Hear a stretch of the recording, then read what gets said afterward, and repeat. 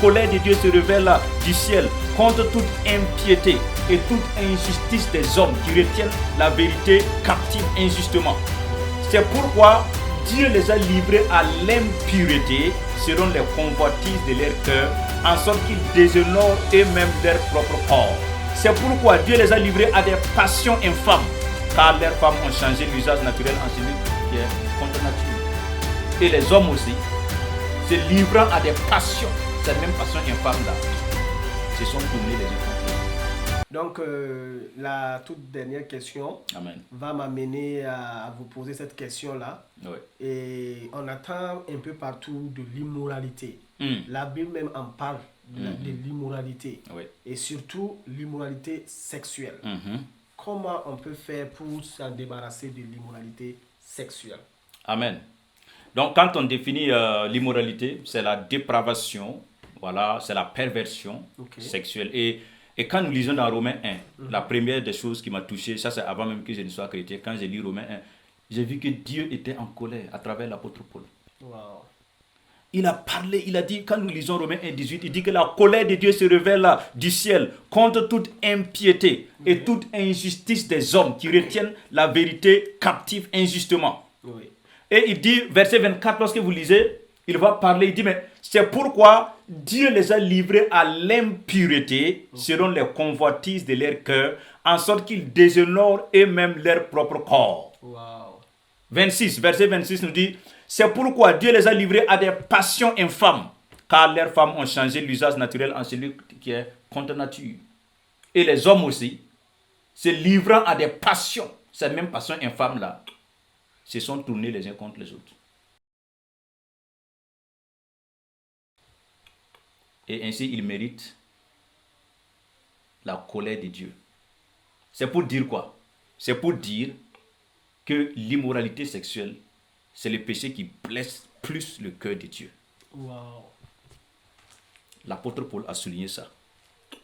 Et aujourd'hui, nous pouvons nous poser la question. Lorsque dans le monde que nous vivons là, nous voyons qu'il y a trop de choses qui se passent. Quand nous regardons, on essaie, par exemple, aux États-Unis ici, on essaie de légaliser le mariage homosexuel.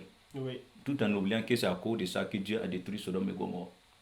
Donc ils sont en train, au Congrès, ils ont voté, un homme peut se marier à un homme, une femme peut se marier à une femme. Dans quelques années, attendez, je ne suis pas pessimiste, mais vous allez entendre qu'on peut marier un homme et un animal. Mais Dieu dit, ces choses-là, ce sont des choses qui ne me glorifient pas. Donc nous les chrétiens, nous devons vaincre ça. Mais comment nous allons vaincre ça? C'est ça la question maintenant.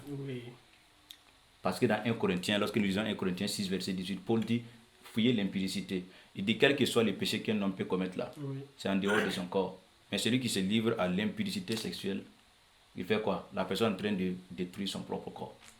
Alors comment nous, en tant qu'enfants de Dieu, nous allons faire pour fuir cette impudicité-là?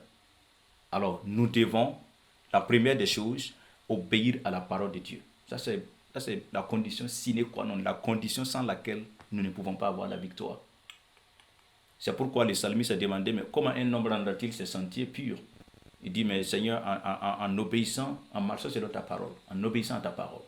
Donc, nous, en tant qu'enfants de Dieu, nous lisons la Bible.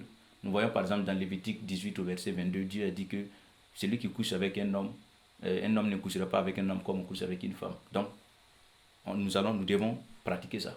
Jamais, moi en tant que pasteur, je vais célébrer un mariage homosexuel et participer à un mariage homosexuel. Donc, parce que j'obéis à la parole de Dieu. Ça, c'est très important. Maintenant, nous devons aussi distinguer quelque chose qui est légal ne veut pas dire que quelque chose est bon nécessairement. Ouais. Parce que quand on dit souvent que voilà, l'homosexualité est légale, d'autres personnes ont tendance à dire, bon, comme c'est légal là, je peux faire. Dieu dit non. Nous devons distinguer entre ce que j'appelle le légal mondain et la légitimité divine. Le légal mondain, c'est ce que la loi dit. La légitimité divine, c'est ce que la Bible me dit. Est-ce que c'est légitime selon Dieu? Paul a dit dans 1 Corinthiens 10 au verset 23, il dit, mais tout m'est permis, mais tout n'est pas utile. Ça, c'est vrai. Donc c'est permis. Et je ne me laisserai asservir par quoi que ce soit. Donc c'est très très important que nous mettions cela en pratique. D'accord. Amen. Et ensuite, Romains 12, verset 2, 1 à 2, lorsque nous regardons comment en tant que chrétien je vais pouvoir, c'est en me consacrant totalement à Dieu. Après la Bible me dit, dans Romains 12 au verset 1, il dit, je vous en conjure, frères, à offrir vos corps. Je lis ça rapidement. Alors, il dit, dans Romains 12, verset 2, je vous exhorte donc, frères, par les compassions de Dieu, à offrir vos corps comme un sacrifice vivant, saint, agréable à Dieu, ce qui sera de votre part un culte raisonnable. Ensuite, au verset 2, il dit, ne vous conformez pas au siècle présent, ainsi de laisser renouveler. Donc, je dois me laisser renouveler par la parole de Dieu. Quand le monde dit que l'homosexualité c'est bien, moi je dis non, c'est une abomination. Vous marchez dans les ténèbres. Je refuse de me laisser conduire par le monde. Je refuse de croire en ce que ils disent, mais je crois en la parole de Dieu. En me consacrant à Dieu, par le jeûne et la prière, on peut briser ces liens-là. Si quelqu'un souffre de ses pensées, si même déjà tu as des pensées, il faut commencer à prier contre ça. Il faut commencer à rejeter, à renouveler tes pensées par la parole de Dieu. Et alors nous verrons que, alors nous allons vaincre cela. Ensuite, qu'est-ce que nous devons faire? Nous devons enseigner à nos enfants. Parce qu'à l'école aujourd'hui aux États-Unis ici, on enseigne des enfants de 5 à 6 ans qu'ils peuvent devenir homosexuels. Ça c'est quelque chose que peut-être beaucoup de gens ne savent pas. Mais oui, enseignons nos enfants à ne pas croire en ce que leurs enseignants les disent. Aujourd'hui, j'ai rencontré beaucoup de couples qui m'ont dit que j'enseigne mon enfant à la maison, je ne l'envoie pas à l'école. Pourquoi? Parce qu'à l'école, un jour il est venu, j'ai pris son cahier, j'ai regardé et ils ont dit qu'un homme peut accoucher un enfant comme une femme. Et on a dit aussi que si tu es un homme et que tu veux devenir une femme, tu peux le faire. Ou bien si tu es un homme, tu peux choisir d'aimer un homme ou une femme, ce n'est pas de problème. Ça c'est contraire à la loi de la nature. C'est ça le problème. Dieu dit que ils sont dépravés. Mais nous, en tant que, nous devons regarder nos enfants et prier que le Seigneur vraiment les guide. Prier que le Seigneur les guide. Aujourd'hui, il y avait, quand vous prenez dans le passé, avant que les enfants ne commencent les cours aux États-Unis, on priait avant de commencer. Mais aujourd'hui, il y a une femme non chrétienne, une femme mécréante, qui a dit qu'on ne doit pas forcer les gens à prier. Parce que tout le monde n'est pas chrétien. Effectivement, ils ont passé la loi au Congrès. Et ils ont dit, à partir d'aujourd'hui, nous allons supprimer les prières dans les écoles. Et à partir de ce moment, l'impudicité, l'immoralité sexuelle est montée. Il y a beaucoup d'inceste, il y a beaucoup d'homosexuels et ils disent que c'est normal. Donc ce n'est pas normal. Nous devons, en tant qu'enfants de Dieu, prier, vaincre ces choses, refuser de marcher selon les trains de ce monde et marcher selon la lumière de la parole de Dieu. Marcher dans la grâce de Dieu. Dire au Seigneur, nous comptons sur ta grâce pour vaincre. Et même quand demain, ils vont obliger les pasteurs et les églises à participer dans leur immoralité sexuelle, nous dirons non et absolument non. Parce que nous savons en qui nous avons cru. Donc, comment nous allons vaincre la foi, la prière, conformément à notre mentalité, à la parole de Dieu et en enseignant nos enfants à faire la même chose. Waouh! Ça, c'est vraiment très important. Nous voyons que l'immoralité gangrène maintenant la société un peu partout. On a tendance à tout légaliser, à tout permettre.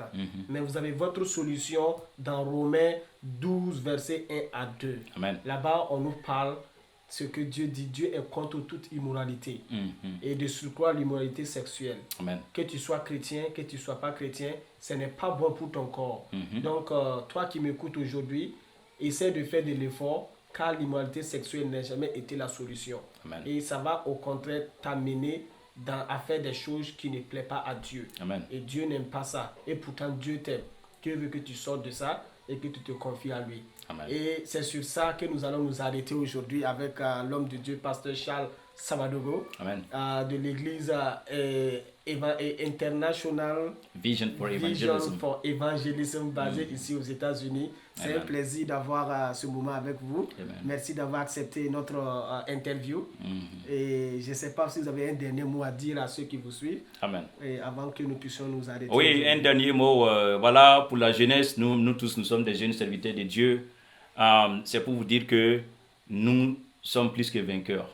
Voilà, nous vivons dans un monde où il y a trop de tribulations, il y a trop de calomnies, trop de mensonges. Mais appuyons-nous sur ça. Voici le secret de la victoire. Voici le secret de la victoire. La Bible, la parole de Dieu. Cette parole m'a transformé. Et cette parole peut encore te transformer. Appuie-toi sur la parole. Appuie-toi sur ce que Dieu a dit et non pas ce que les hommes ont dit. D'accord. Oh oui. La Bible a dit que quiconque croit ne sera jamais confus.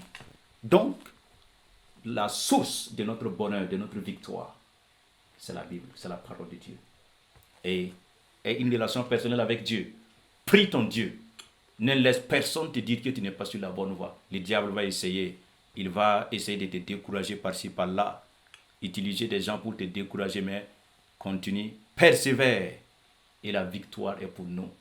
Et ma prière pour toi est qu'un jour on se retrouve devant le trône de grâce. Amen. Et Dieu dira, vous avez combattu et vous avez vaincu. Que le Seigneur nous aide et que sa grâce soit sur nous. Au nom puissant de Christ Jésus.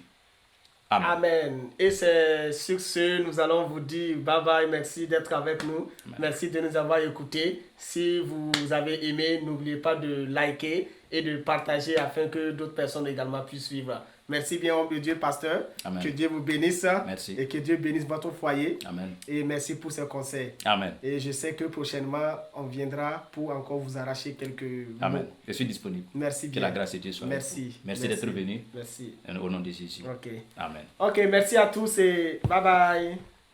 Bye. Thank you, everyone. Yeah. Merci.